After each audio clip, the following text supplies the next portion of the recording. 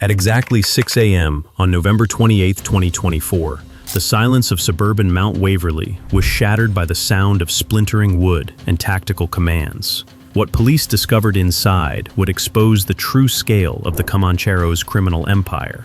Hidden behind the ordinary facade of a middle-class home lay a chilling discovery: weapons, drugs, and cash that painted a picture of an organization operating far beyond the reach of the law. This wasn't just another drug bust. This was the moment 3 years of painstaking investigation finally paid off, revealing the dark secrets of Australia's most dangerous motorcycle gang. What began as routine firearms compliance checks would uncover an arsenal that defied belief, cash buried in backyards, and a cannabis operation that stretched across state lines. The Comanchero threat. The Comanchero Motorcycle Club had become a name whispered in fear across Australia and New Zealand. What started in the 1960s as a small group of motorcycle enthusiasts had evolved into something far more sinister by 2024. Founded by William George Jock Ross, who insisted his followers call him Supreme Commander, the Comancheros had built their reputation on violence and intimidation. Their motto, painted on clubhouse walls, left no doubt about their intentions. If it's white, sniff it. If it's female or it moves, it. If it narks, kill it. The gang's violent history was written in blood across decades of Australian crime. In 1984, the Milperra Massacre saw 7 people die in a shootout between the Comancheros and rival Bandidos, 4 Comancheros, 2 Bandidos, and an innocent 14-year-old bystander caught in the crossfire.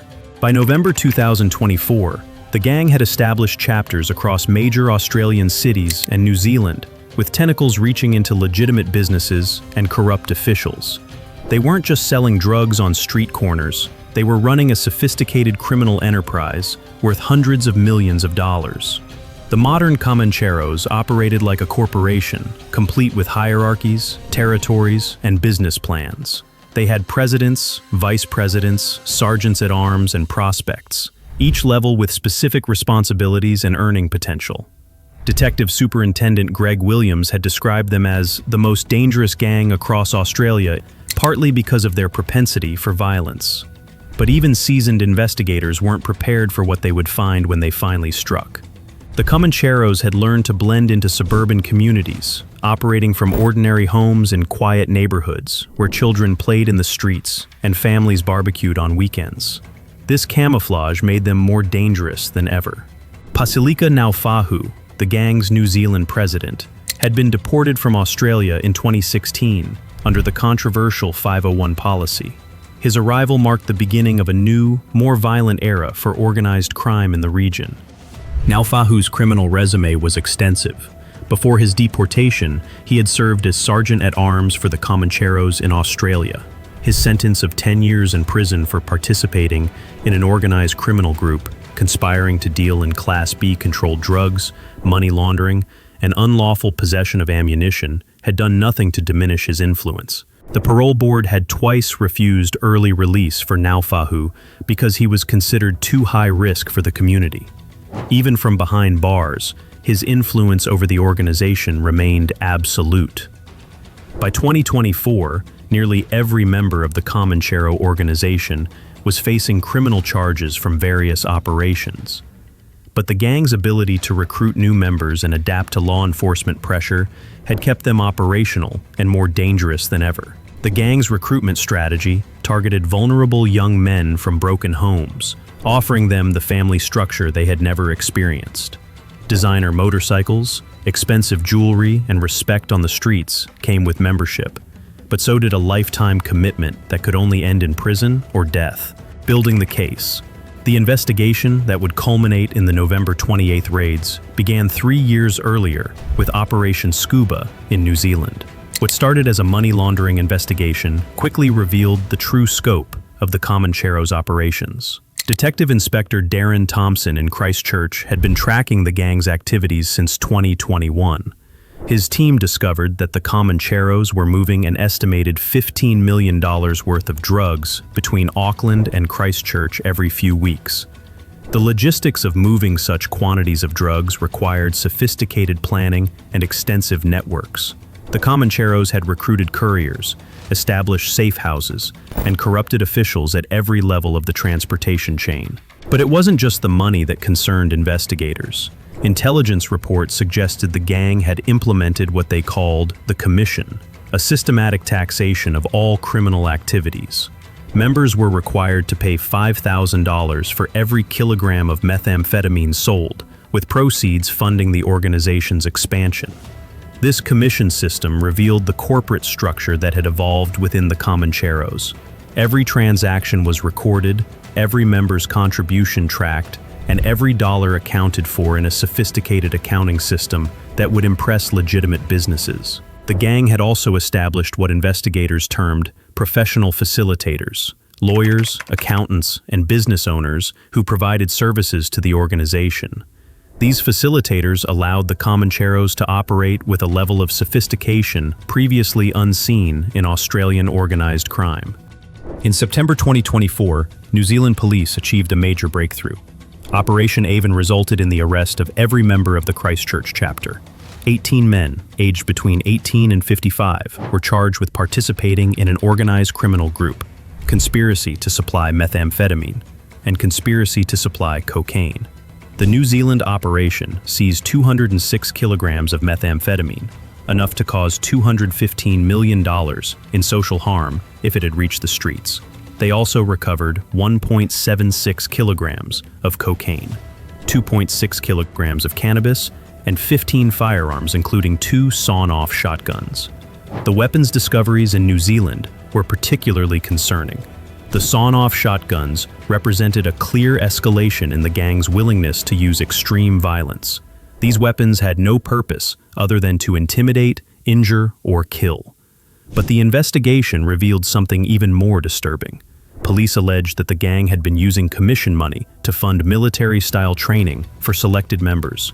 15 Comancheros had undergone intensive combat training conducted by a professional instructor brought into the country specifically for this purpose. The training program represented a new level of sophistication in organized crime operations. Rather than relying on street violence and intimidation, the Comancheros were creating a cadre of professionally trained enforcers capable of military-level operations. As New Zealand authorities dismantled the gang's operations, their Australian counterparts were preparing for the most comprehensive anti-Comanchero operation ever attempted.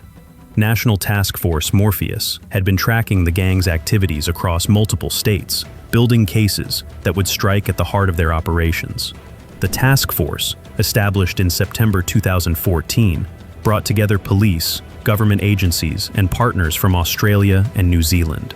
Their goal was simple but ambitious: completely dismantle the Comancheros' criminal network.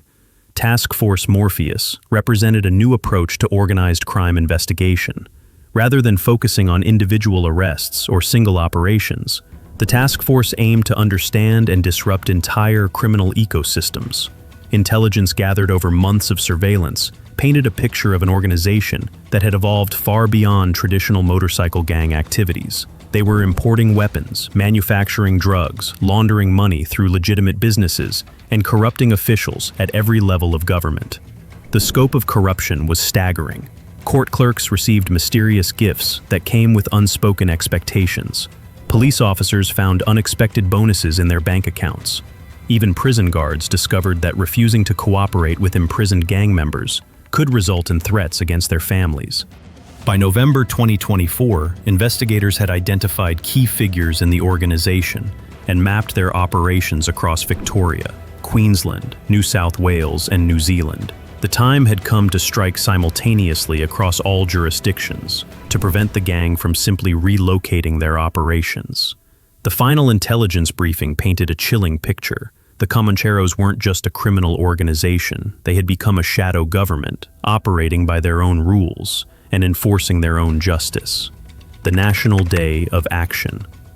November 28, 2024 was designated as the National Day of Action against the Comancheros. Coordinated by National Task Force Morpheus, the operation would bring together hundreds of officers across Australia and New Zealand in a synchronized strike. The planning had taken months. Every target had been surveilled, every movement tracked, every communication monitored. There would be no warning, no opportunity for evidence to be destroyed or suspects to flee. At 6 a.m. sharp, tactical teams moved simultaneously across 7 locations in Victoria. The targets had been carefully selected based on intelligence indicating they were key nodes in the gang's operations.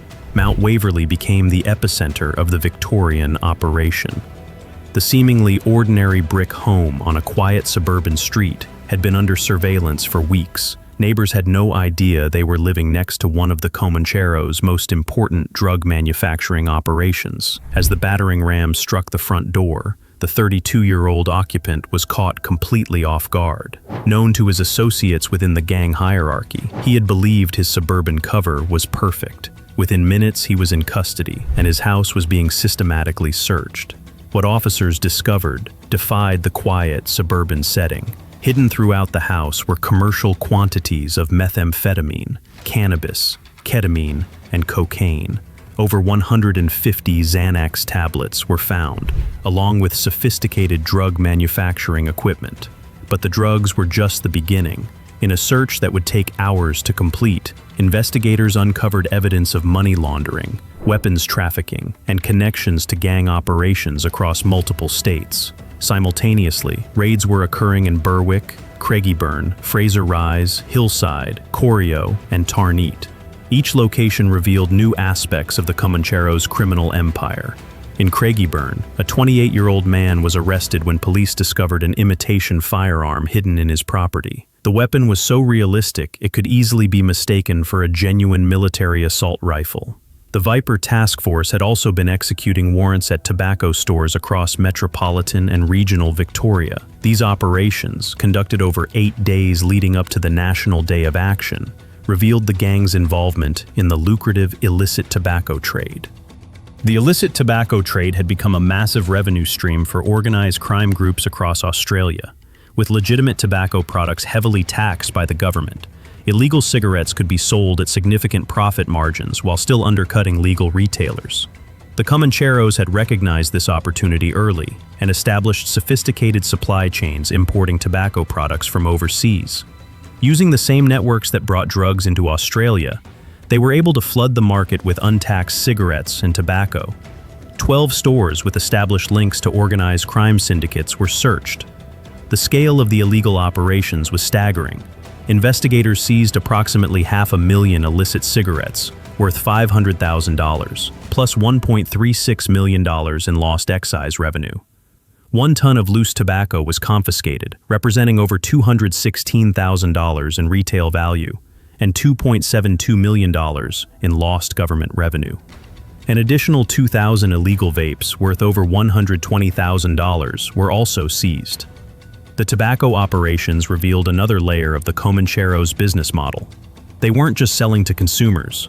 They were supplying other criminal organizations and corrupt retailers across multiple states. Many of the tobacco stores were legitimate businesses that had been gradually infiltrated by the gang. Store owners were offered deals that seemed too good to refuse, cheap cigarettes that could be sold at massive profit margins. By the time they realized they were part of a criminal conspiracy, it was too late to escape. The cash and weapons. As the raids continued throughout the morning, the true scope of the Comancheros' wealth became apparent.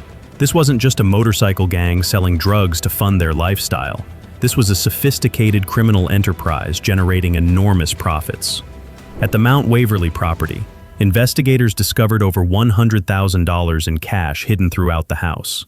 The money was found in locations that suggested systematic money laundering, sealed in plastic bags inside appliances, taped under drawers, and concealed in false bottoms of storage containers. But it was the discovery of $70,000 worth of gold bullion that truly demonstrated the gang's financial sophistication.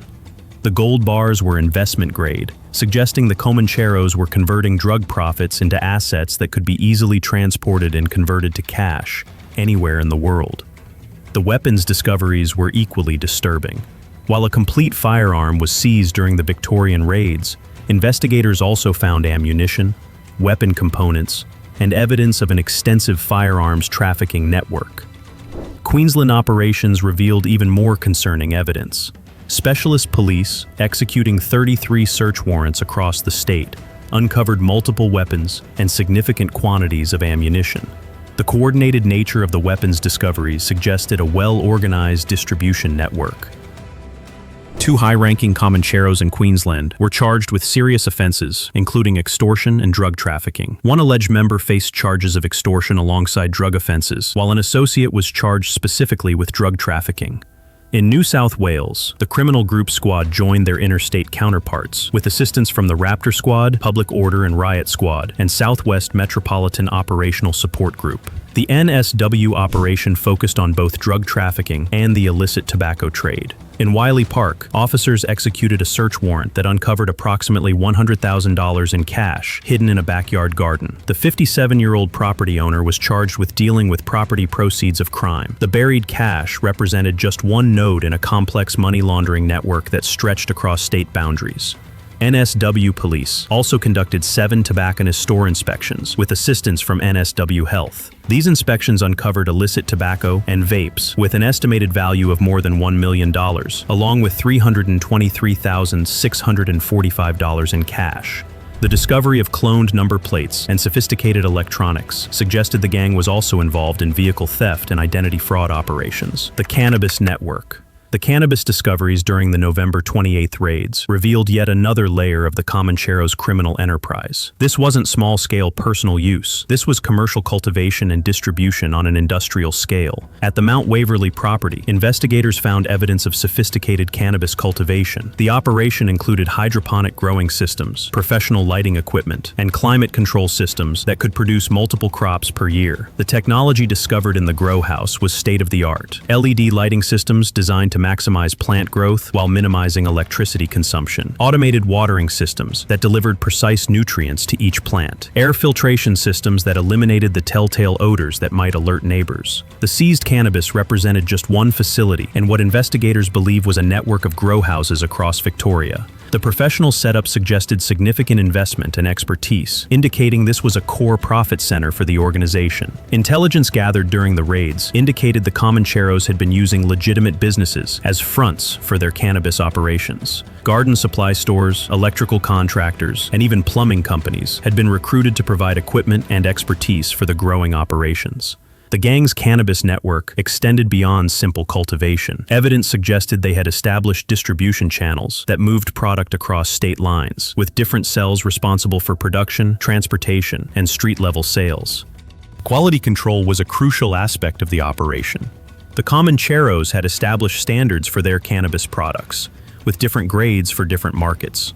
Premium products were sold to wealthy clients, while lower-grade material was distributed through street dealers. In New Zealand, the earlier Operation Avon had already revealed the scale of the Comancheros' cannabis operations. The 2.6 kilograms seized represented just a fraction of their total production capacity. What made the cannabis operations particularly concerning to investigators was their integration with the gang's other criminal activities. Profits from cannabis sales were being used to fund weapons purchases, while cannabis distribution networks were being used to move other drugs and weapons. The professional nature of the operation suggested the Comancheros had recruited experts from legitimate industries. Former commercial growers, electrical engineers, and security specialists had all been identified as working for the organization. Security measures at the grow houses were extensive. Surveillance cameras monitored all approaches. Motion detectors were installed throughout the properties. Some facilities even had reinforced doors and windows, designed to delay police entry long enough for evidence to be destroyed. Across all jurisdictions, the cannabis seizures painted a picture of an organization that had moved far beyond traditional motorcycle gang activities. They were operating with the sophistication of major corporations, complete with supply chains, quality control, and market research. The aftermath. When the dust settled on November 28, 2024, the statistics were staggering. Across Australia, 33 people had been arrested and charged with 78 offenses. The seizures included weapons, ammunition, massive quantities of cash, gold bullion, and enough drugs to supply entire cities. In Victoria alone, investigators had seized almost 1 ton of illicit tobacco, over $100,000 in cash, $70,000 in gold bars, firearms, various drugs of dependence, and sophisticated manufacturing equipment. The total value of assets seized exceeded $1.5 million, but the true impact of the operation went far beyond the monetary value. For the first time in years, the Comancheros' operations had been severely disrupted across multiple states simultaneously. Detective Superintendent Troy Pukalis described the operation as sending a clear message. The Comancheros participate in organized criminal enterprises that undermine the rule of law and economic stability. We will continue to use different policing approaches to stamp out membership and disrupt their activities. The arrested members faced serious charges ranging from drug trafficking to weapons offenses to money laundering. The evidence seized would provide investigators with intelligence to pursue additional prosecutions for months to come. But perhaps most importantly, the operation demonstrated that no criminal organization, regardless of how sophisticated or well-resourced, was beyond the reach of coordinated law enforcement action. Detective Superintendent Jason Box emphasized the collaborative nature of the success. By working together, we send a powerful message that we will continue to disrupt and suppress any organized criminal activities. The November 28th raids represented the culmination of years of patient investigation and international cooperation. The success demonstrated that organized crime groups could no longer assume they could operate with impunity across jurisdictional boundaries. However, investigators were realistic about the challenges ahead. The Comancheros had proven resilient in the past, adapting to law enforcement pressure and recruiting new members to replace those who were arrested. The gang's international connections and sophisticated recruitment methods meant that dismantling their operations would require sustained pressure over many years. The November raids were a significant victory, but they were just one battle in a longer war. As the arrested Comancheros began appearing in courts across Australia, their empire of weapons, cash, and cannabis lay in ruins. The suburban homes that had served as their headquarters were now crime scenes, their assets frozen, their communications monitored. Yet in the shadows of Australia's cities, investigators knew that other criminal organizations were watching and learning. The Comancheros' downfall would create opportunities for rivals to expand their operations and fill the void left behind. The battle against organized crime never truly ends. It simply evolves, with new players adopting new tactics, in an endless cycle of cat and mouse between criminals and those sworn to stop them. The weapons, cash, and cannabis found in the November 28th raids told a story of greed, violence, and corruption, but they also told a story of justice, determination, and the triumph of law over lawlessness. In the end, the Comancheros discovered that no amount of money, weapons, or intimidation could protect them from the patient work of dedicated investigators. Their empire built on fear had finally crumbled, one raid at a time.